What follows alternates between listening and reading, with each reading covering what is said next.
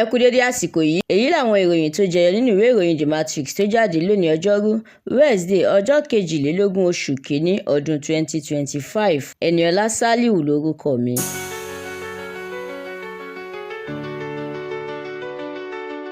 Ọ̀rọ̀ tí ń lọ lóríṣiríṣi o látàrí àfikún ìdá 50 owó ìpè láti ọ̀dọ̀ ìjọba àpapọ̀.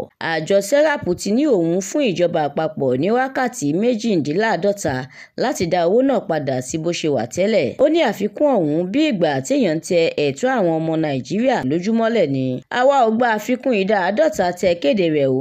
Ẹgbẹ́ àwọn oníbàárà ojú òpó ìpè gbogbo lórílẹ̀‐èdè yìí ló pariwo síta bẹ́ẹ̀. Wọ́n ní àwọn yóò wọ́ àjọ NCC lọ sílé ẹjọ́. Ààrẹ Tinubu sọ̀rọ̀ níbi ìpàdé mánigbàgbé ilẹ̀ Ògòní. Ó ṣe ìlérí àlàáfíà, ìdàgbàsókè àti ìdájọ́ òdodo. Ó ní kò ṣeé ṣe ká tún ìtàn kọ, ṣùgbọ́n a lè tún àwọn kùdìẹ̀kudiẹ àtẹ̀yìnwá ṣe.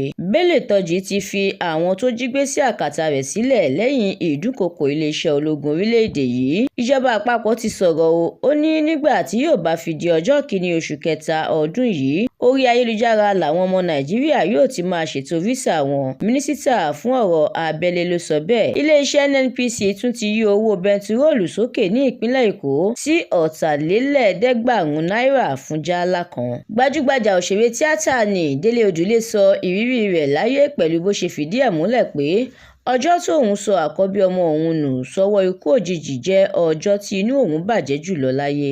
Ìròyìn eré ìdárayá: Ademola Lookman mi àwọn pẹ̀lú bí ẹgbẹ́ agbábọ́ọ̀lù rẹ̀ Atalanta àti Liverpool pẹ̀lú Barca ṣe jáwé olúborí nínú ìdíje UEFA Champions League.